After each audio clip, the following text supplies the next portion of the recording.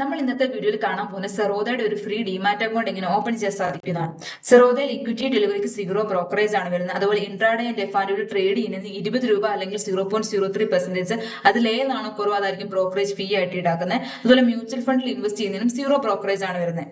നിങ്ങൾ സ്റ്റോക്ക് മാർക്കറ്റിൽ ബിഗിനർ ആയിട്ടുള്ള ഒരാളാണെങ്കിൽ സെറോദയുടെ വേഴ്സിറ്റി എന്ന പ്ലാറ്റ്ഫോം യൂസ് ചെയ്തുകൊണ്ട് നിങ്ങൾക്ക് സ്റ്റോക്ക് മാർക്കറ്റിനെ കുറിച്ച് കൂടുതലായിട്ട് പഠിക്കാൻ സാധിക്കുന്നതാണ്.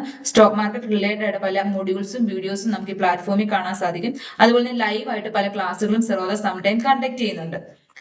നിങ്ങൾ സെറോദയുടെ ഒരു ഡിമാറ്റ് അക്കൗണ്ട് ഓപ്പൺ ചെയ്തു. അപ്പൊ നമുക്ക് സ്റ്റോക്ക് ഒക്കെ ബൈ ചെയ്യുന്നതിന് ആ കമ്പനിയെ കുറിച്ച് നമ്മൾ ഫണ്ടമെന്റലി പഠിക്കേണ്ട ആവശ്യമുണ്ട്. അതിനുവേണ്ടി നമുക്ക് ടിജോരി എന്ന ആപ്ലിക്കേഷൻ യൂസ് ചെയ്യാൻ സാധിക്കുന്നതാണ്. നിങ്ങൾ സ്റ്റോക്ക് മാർക്കറ്റിൽ ട്രേഡ് ചെയ്യുന്ന ഒരാളാണെങ്കിൽ നിങ്ങൾക്ക് സെൻസിബിൾ എന്ന പ്ലാറ്റ്ഫോം യൂസ് ചെയ്യാം. സെറോദയുടെ അക്കൗണ്ട് നിങ്ങൾ യൂസ് ചെയ്യുന്നെങ്കിൽ സെൻസിബിൾ എന്ന പ്ലാറ്റ്ഫോം നിങ്ങൾക്ക് ഫ്രീ ആയിട്ട് യൂസ് ചെയ്യാൻ സാധിക്കും. അതായത് നിങ്ങളുടെ കറന്റ് പോർട്ട്ഫോളിയോ എങ്ങനെ പ്രൊട്ടക്ട് ചെയ്യാമെന്നും പുതിയ സ്ട്രാറ്റജികൾ എങ്ങനെ ബിൽഡ് ചെയ്യാമെന്നും ഓൾറെഡി ഉള്ള സ്ട്രാറ്റജി യൂസ് ചെയ്തുകൊണ്ട് നിങ്ങളുടെ കറന്റ് പോർട്ട്ഫോളിയോ എങ്ങനെ പ്രൊട്ടക്ട് ചെയ്യുന്നതിന് വേണ്ടി നമുക്ക് സെൻസിബിൾ എന്ന പ്ലാറ്റ്ഫോം യൂസ് ചെയ്യാൻ സാധിക്കുന്നതാണ്. അപ്പൊ സെറോദയുടെ ഒരു ഫ്രീ ഡിമാറ്റ് അക്കൗണ്ട് ഓപ്പൺ ആക്കാനുള്ള ലിങ്ക് ഞാൻ ഈ വീഡിയോ ഡിസ്ക്രിപ്ഷനിൽ ആഡ് ചെയ്തിട്ടുണ്ട്. ആ ലിങ്ക് യൂസ് ചെയ്തുകൊണ്ട് നിങ്ങൾ അക്കൗണ്ട് ഓപ്പൺ ആക്കാൻ ശ്രദ്ധിക്കുക.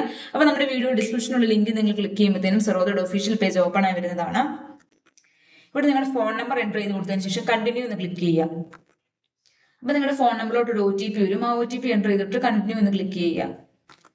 അടുത്ത ഇമെയിൽ വെരിഫിക്കേഷൻ ആണ്. നമുക്ക് കണ്ടിന്യൂ വിത്ത് ഗൂഗിൾ എന്ന് സെലക്ട് ചെയ്തിട്ട് അപ്പൊ നമ്മൾ യൂസ് ചെയ്യുന്ന എല്ലാ ഇമെയിൽ ഐഡിയും കാണാൻ സാധിക്കും. അതിൽ സെറോദയ്ക്ക് വേണ്ടിയുള്ള സെലക്ട് ചെയ്യുക. അല്ലെങ്കിൽ നമുക്ക് നേരിട്ട് ഇവിടെ എൻ്റർ ചെയ്ത് കൊടുക്കാനുള്ള ഓപ്ഷൻ ഉണ്ട്. അതിനുശേഷം കണ്ടിന്യൂ എന്ന് ക്ലിക്ക് ചെയ്യുക.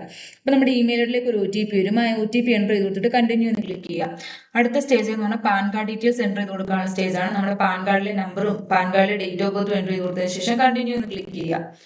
അപ്പൊ നമ്മുടെ പാൻ കാർഡിൽ നമ്മുടെ നെയിമും ഡീറ്റെയിൽസും നമുക്ക് ഇവിടെ കാണാൻ സാധിക്കും. അതിന് തൊട്ട് താഴെ ചൂസ് യുവർ അഡ്രസ് എന്നുള്ള ഒരു ഓപ്ഷൻ കാണാൻ സാധിക്കും. അവിടെ നമ്മൾ as per KYC register record എന്നുള്ള ഓപ്ഷൻ സെലക്ട് ചെയ്തതിനു ശേഷം കണ്ടിന്യൂ എന്ന് ക്ലിക്ക് ചെയ്യുക. അടുത്തത് ആധാർ KYC ആണ് വരുന്നത്. നമ്മൾ കണ്ടിന്യൂ ടു ഡിജിലോക്കർ എന്ന് ക്ലിക്ക് ചെയ്യുക.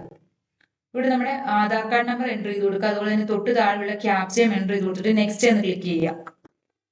നമ്മുടെ ആധാർ കാർഡുമായിട്ട് കണക്ട് ആയിട്ടുള്ള ഫോൺ നമ്പറിലോട്ട് OTP വരും. ആ OTP എൻ്റർ ചെയ്ത് കൊടുത്തതിന് ശേഷം കണ്ടിന്യൂ എന്ന് ക്ലിക്ക് ചെയ്യുക. അടുത്ത സ്റ്റേജ് നമ്മുടെ ഡിജിലോക്കറിന്റെ 6 ഡിജിറ്റ് സെക്യൂരിറ്റി പിൻ എൻ്റർ ചെയ്ത് കൊടുക്കാനുള്ള സ്റ്റേജ് ആണ്. ഇപ്പൊ നമ്മളത് മറന്നു പോയിട്ടുണ്ടെങ്കിൽ തൊട്ട് താഴെ ഫോർവേഡ് സെക്യൂരിറ്റി പിൻ എന്നുള്ള ഒരു ഓപ്ഷൻ കാണാൻ സാധിക്കും. അവിടെ ക്ലിക്ക് ചെയ്ത് പുതിയത് ക്രിയേറ്റ് ചെയ്യാൻ സാധിക്കുന്നതാണ്. അതിനുശേഷം നമ്മൾ കണ്ടിന്യൂ എന്ന് ക്ലിക്ക് ചെയ്യുക. അപ്പം സെറോദ നമ്മുടെ കൺസേൺ ചോദിക്കുന്നുണ്ട് ഡിജിലോക്കറിൽ നിന്ന് ആധാർ കാർഡിന്റെയും പാൻ കാർഡിന്റെയും ഡീറ്റെയിൽസ് എടുത്തോട്ടെ. അതിന് സമ്മതമായിട്ട് നമ്മൾ അതിന് തൊട്ട് സൈഡിലുള്ള ചെക്ക് ബോക്സ് സെലക്ട് ചെയ്തതിനു ശേഷം അലോ എന്ന് ക്ലിക്ക് ചെയ്യുന്നു. നമ്മൾ സക്സസ്ഫുള്ളി സെറോദയ്ക്ക് നമ്മുടെ ഡീറ്റെയിൽസ് ലഭിച്ചതായിട്ടുള്ള ഒരു മെസ്സേജ് നമുക്ക് കാണാൻ സാധിക്കും. അടുത്ത സ്റ്റേജ് നമ്മുടെ പേഴ്സണൽ ഡീറ്റെയിൽസ് എൻ്റർ ചെയ്ത് കൊടുക്കാനുള്ള സ്റ്റേജ് ആണ്. നമ്മുടെ മാരേജ് സ്റ്റാറ്റസ്, നമ്മൾ സിംഗിൾ ആണോ അതോ മാരീഡ് ആണോ എന്നുള്ളത് സെലക്ട് ചെയ്ത് കൊടുക്കുക. അതുപോലെ നമ്മുടെ father name mother name enter ചെയ്ത് കൊടുക്കുക. നിങ്ങളുടെ ആനുവൽ ഇൻകം, അതുപോലെ ട്രേഡിംഗ് എക്സ്പീരിയൻസ്, പുതിയ ആളാണോ എത്ര വർഷമായിട്ട് ട്രേഡിംഗിൽ ഉണ്ടെന്നുള്ളതൊക്കെ എൻ്റർ ചെയ്ത് കൊടുക്കുക. നമ്മുടെ ജോലി എൻ്റർ ചെയ്ത് കൊടുക്കുക. അതുപോലെ preference for running account settlement monthly വേണോ അതോ ക്വാർട്ടർലി മതിയോ എന്നുള്ള സെലക്ട് ചെയ്ത് കൊടുക്കുക. അതുപോലെ നിങ്ങൾ രാഷ്ട്രീയമായിട്ട് ബന്ധമുള്ള പൊളിറ്റിക്കൽ എക്സ്പോസ്ഡ് രാഷ്ട്രീയമായിട്ട് ബന്ധമുള്ള ആളാണ് യെസ് കൊടുക്കുക അല്ലെങ്കിൽ നോ കൊടുക്കുക. അതിനുശേഷം കണ്ടിന്യൂ എന്ന് ക്ലിക്ക് ചെയ്യുക.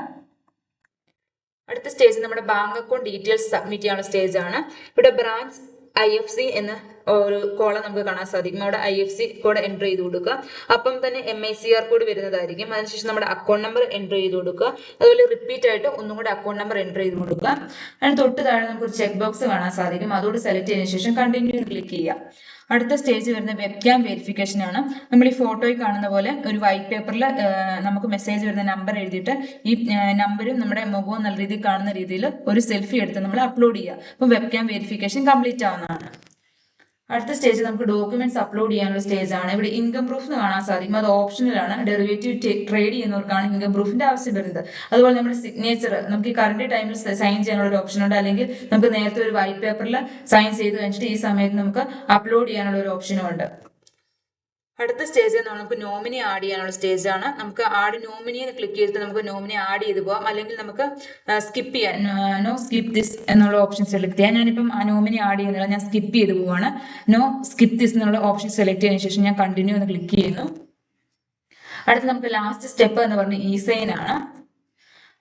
ഇസൈനിന് വേണ്ടി നമുക്ക് ഒരു 3 കണ്ടീഷൻ കാണും. അതിന്റെ തൊട്ട് സൈഡിലുള്ള ചെക്ക് ബോക്സ് സെലക്ട് ചെയ്തതിനു ശേഷം സൈൻ നൗ എന്നുള്ള ഓപ്ഷൻ ക്ലിക്ക് ചെയ്യുക. അതിനുശേഷം നമുക്ക് ഇവിടെ ഒരു ചെക്ക് ബോക്സ് കാണാൻ സാധിക്കും. അത് സെലക്ട് ചെയ്തതിനു ശേഷം നമ്മുടെ ആധാർ കാർഡ് നമ്പർ എൻ്റർ ചെയ്ത് കൊടുത്തതിന് ശേഷം സെൻഡ് OTP എന്ന് ക്ലിക്ക് ചെയ്യുക. അപ്പൊ നമ്മുടെ ഫോൺ നമ്പറിലോട്ട് ഒരു OTP വരും. ആ OTP എൻ്റർ ചെയ്ത് കൊടുത്തതിന് ശേഷം വെരിഫൈ ആൻഡ് സൈൻ എന്ന് ക്ലിക്ക് ചെയ്യുക. അടുത്ത സ്റ്റേജിൽ സൈൻ ഇൻ നൗ എന്ന് ക്ലിക്ക് ചെയ്യുക. അപ്പൊ നമുക്കിവിടെ ഒരു പേജ് ഓപ്പൺ ആയി വരും. നമ്മുടെ അക്കൗണ്ട് ഓപ്പണിംഗ് കംപ്ലീറ്റ് ആയിട്ടുണ്ട്. 24 മണിക്കൂറിനുള്ളിൽ നമ്മുടെ അക്കൗണ്ട് ആക്ടിവേറ്റ് ആവുന്നതായിരിക്കും. അതിന് തൊട്ട് താഴെ നമുക്ക് സെറോദ ID എന്ന് കാണാൻ സാധിക്കും. അത് നമ്മൾ കൈറ്റ് യൂസ് ചെയ്തുകൊണ്ട് കൈറ്റ് യൂസ് ചെയ്യുമ്പോഴത്തേക്കും ഈ യൂസർ ID ആണ് എൻ്റർ ചെയ്ത് കൊടുക്കാനുള്ളത്. ഓക്കെ, അതിനുശേഷം നിങ്ങൾക്ക് പ്ലേ സ്റ്റോറിൽ പോയി കൈറ്റ് എന്ന ആപ്ലിക്കേഷൻ ഡൗൺലോഡ് ചെയ്തതിനു ശേഷം ഫണ്ടമെന്റൽ അനാലിസിന്റെ ഒക്കെ ബേസിസിൽ നിങ്ങൾക്ക് സ്റ്റോക്ക് ബൈ ചെയ്യാനും സെല് ചെയ്യാനും സാധിക്കുന്നതാണ്. അപ്പോൾ സെറോദയുടെ ഒരു ഫ്രീ ഡിമാറ്റ് അക്കൗണ്ട് ഓപ്പൺ ആക്കാൻ ഞാൻ വീഡിയോ ഡിസ്ക്രിപ്ഷനിൽ ആഡ് ചെയ്തിട്ടുണ്ട്. ആ ലിങ്ക് യൂസ് ചെയ്തുകൊണ്ട് തന്നെ നിങ്ങൾ അക്കൗണ്ട് ഓപ്പൺ ആക്കാൻ ശ്രദ്ധിക്കുക.